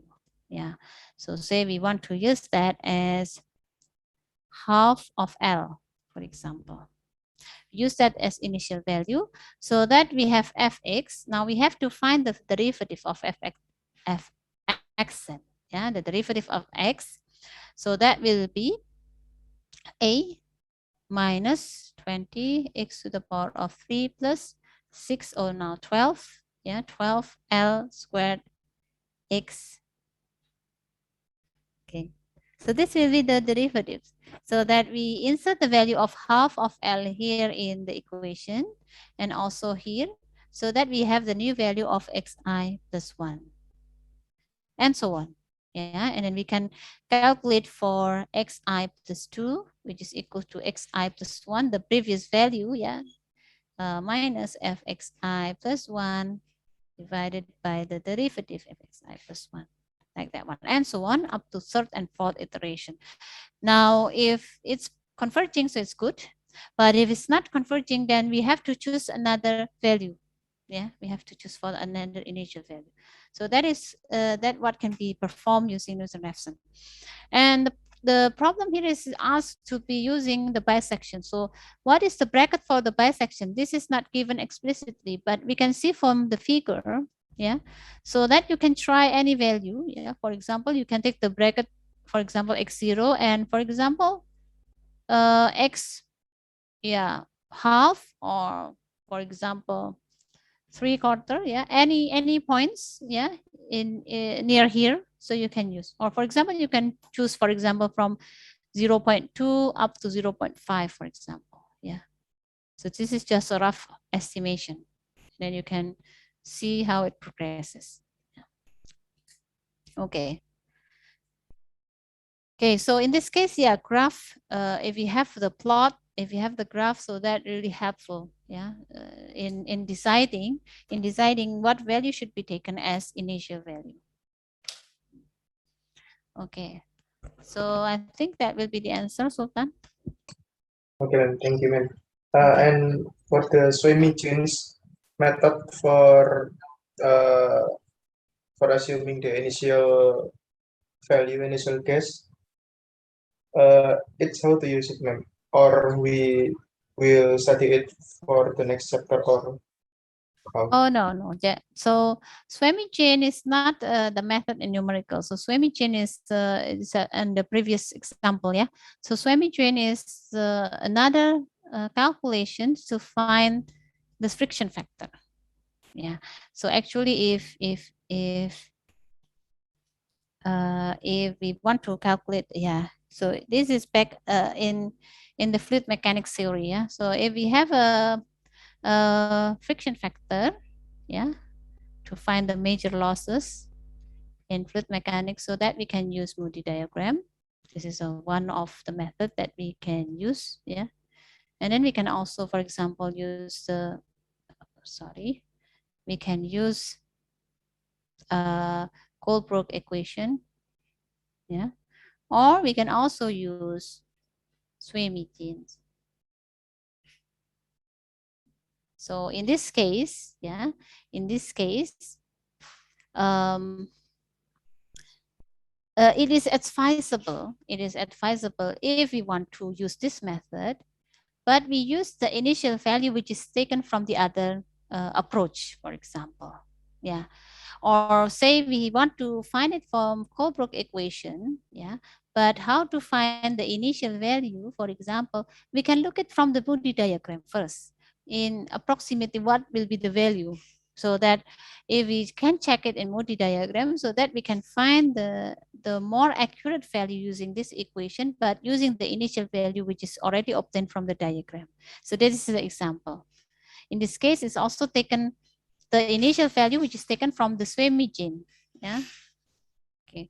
So this is just an example which is used, yeah, to show that initial value will have quite significant effect on the convergence rate. So if we give a very good initial value, so again it will converge very fast. Yeah, although as I said before, actually if we use Swamy chain to calculate F, so already we have the friction factor. Yeah, similar to if we use the Moody diagram. Why not at the first time using Swamy chain directly instead of finding it using numerical method using Colebrook equations. Yeah. So this is just a comparison. Yeah, just to show that we can use other methods to use other approach or other formula or other empirical equations to give good initial value for the gas. Yeah, for the calculation. Okay, so this is not numerical method. Yeah. Okay. I hope Okay, that is clear. Yeah. thank you, Okay. thank you very much. Right. Yeah. Okay, so I think that is for today. Yeah. So that we have that problem before. What problem is it? 5.4, yeah, in the slide before. Yeah, that will be the assignment for next week. And you can extend it. Yeah. The previous problem is only including bisection. Yeah, we already got the plot. And then we have bisection. And also we have the false position method. So you can extend again. You can add two more method, which is the Newton-Raphson. So you can add that, yeah, Newton-Raphson and secant method. So a total of 4 methods to be compared. For second method and Newton-Raphson, so you can choose either, yeah, the value of the bracket, because the bracket is already provided before. Yeah. So I will look again in the problem here.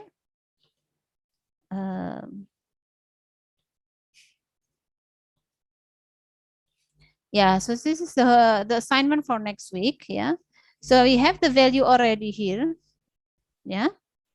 And this is the graphical solution. Yeah. So you can choose either this value, the lower value, or the upper value as the initial value for, yeah, so you can extend. We have C, A is already answered. B, C, D is using Newton-Raphson.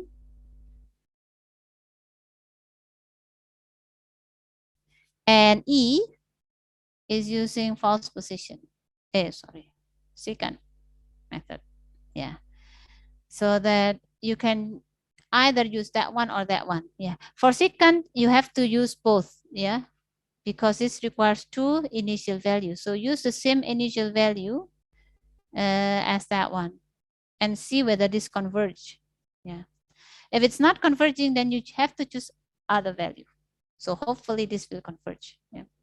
Okay. So a total of 4 methods to be solved using this equation. Yeah. To solve this equation. Finding the first root. Yeah. Finding the first root. So it will be here. So you can see based on the curve here. Yeah. To also find the initial value for the Newton-Raphson of secant, or you can try using that one. Okay, so this is not necessary to use this one, but yeah, you can try on using that one first. If it's not converge, then you can try other value. Yeah. Okay. So that will be the addition, yeah, for the assignment. So total of 4, so that we can practice for all of those methods. Okay. Right? No more questions? Okay, if there is no questions, so that I will close this class. Thank you and wassalamualaikum warahmatullahi wabarakatuh. Waalaikumsalam warahmatullahi wabarakatuh.